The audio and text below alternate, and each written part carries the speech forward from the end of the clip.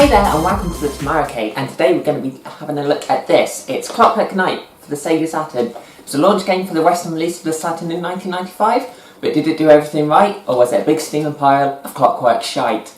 There's only one way to find out. We're going to have a look and play this thing. This game is a side-scrolling platformer where you play as Pepper Chow, the titular Clockwork Knight. Plot-wise, it's your basic platformer's tale where, the girl you like's been kidnapped and it's up to you to go and save her. Not really particularly original there story-wise, although what is a bit different is that in this game, all the characters are toys that have come to life at midnight when the Princess Chelsea sings a magical song, and you guessed it, she's the girl that you've got to go and save.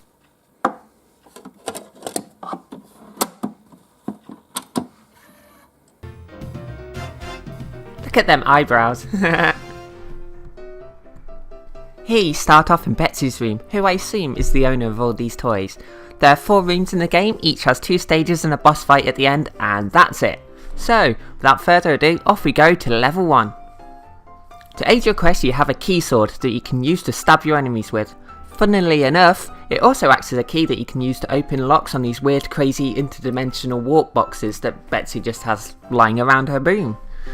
When I was a kid, I didn't have any boxes that were capable of bending the very fabric of the universe.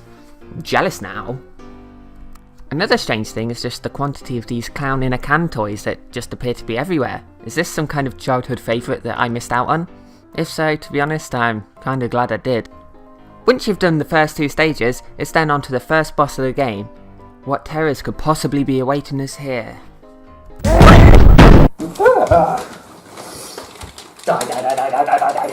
That thing is terrifying.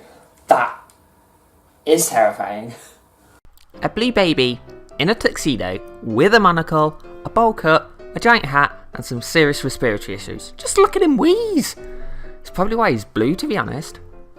He's not too tough, just keep stabbing him repeatedly until eventually his head pops off and makes a creepy scream, and then he turns more fleshy coloured with each hit.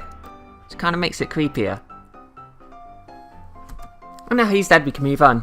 I wasn't planning on sleeping again for the next couple of weeks anyway, so it's fine. And now we get treated to a lovely bit of 90s grainy FMV. Here you can see him slowly slide off through the air vent. Definitely going through the vent, remember that. He's going through the vent. Before we move on to the next stage, we get to gamble some of those white coin thingies that we found in hopes of winning some more lives. I've always been rubbish at these sort of things.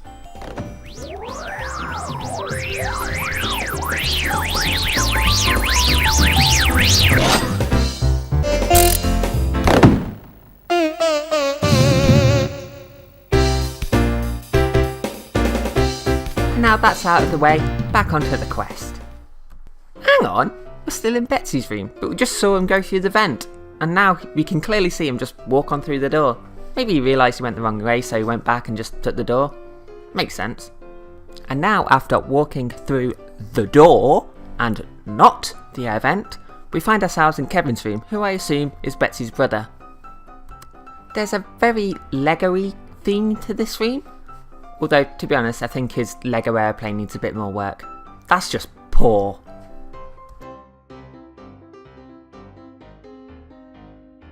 The boss for this level is a transformer-like robot guy that can turn to a fighter jet. Surprisingly though, he's not that tough. Just throw his minions at him a few times and jump and stab him with your key sword, and that'll be him down in no time. And then a small thermonuclear explosion. That's Kevin's room ruined and reduced to a smouldering pile of radioactive ash. His mum won't be pleased. So, after ruining Kevin's childhood, we're off to the kitchen. This room can be a bit annoying as the surfaces are really quite slippery, so you just slide all over the place. They're so cute and adorable! It'd be a shame if somebody was to come along and mercilessly slaughter them all now, wouldn't it?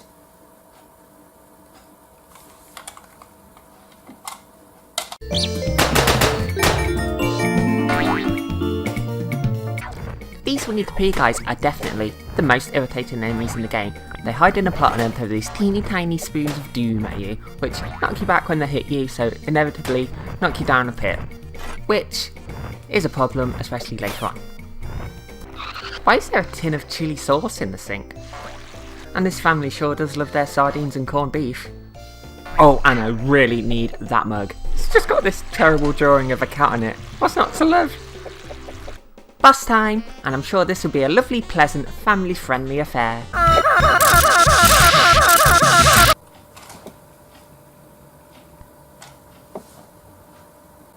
That just ain't right. What the actual balls? I mean, am I the bad guy here? He just looks like a cute little red penguin monkey chef thing that just wants to cook dinner. And look what we do to him. Kind of feel bad for this. So basically, you just shove your keyblade up his bum and rotate it till he dies. So yeah, out of 3 bosses so far, 2 have been incredibly traumatic. Yeah, you better run.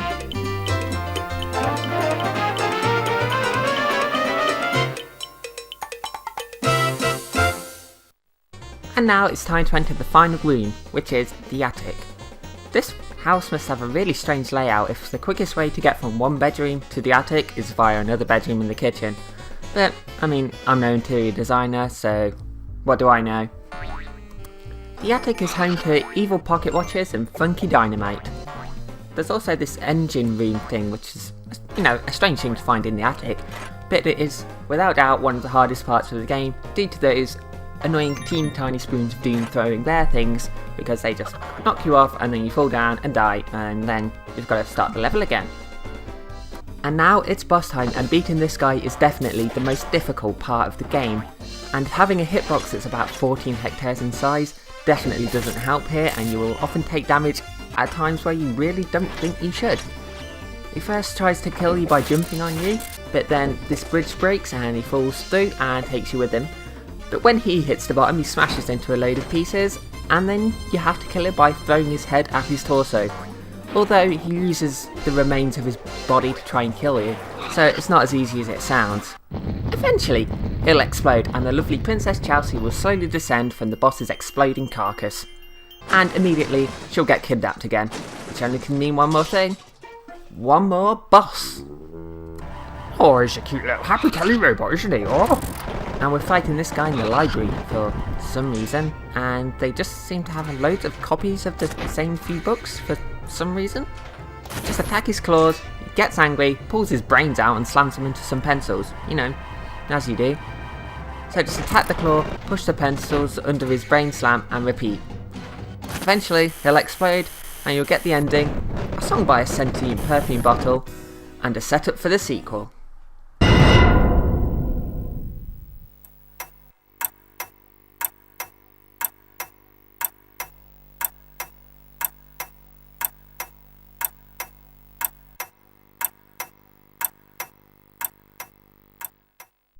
This game certainly has its charm and some cheerful happy music, but it's pretty much just a straightforward platform game, and that's it. It's a very easy game and it won't take you long at all to master. Apparently the difficulty was actually increased for the Western releases. If that's true, then I imagine the Japanese version would be rather trivial indeed. The only tough parts are that engine room in the attic and the 4th boss, as he takes a lot of hits and your gargantuan hitbox adds some unfair difficulty.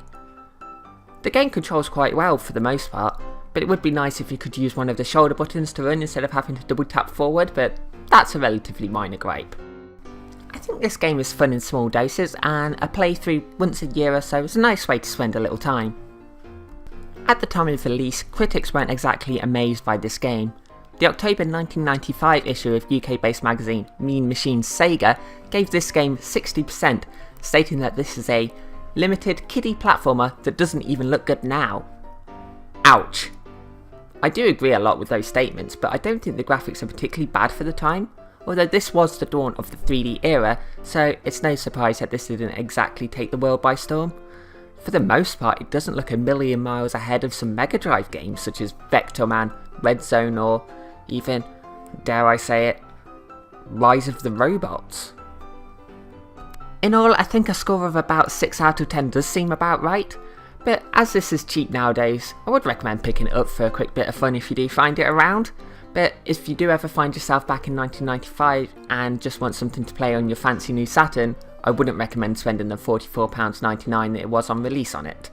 Just get Panzer Dragoon instead. So thank you very much for watching this video, and please share, like and subscribe, and hopefully see you again next time. Bye!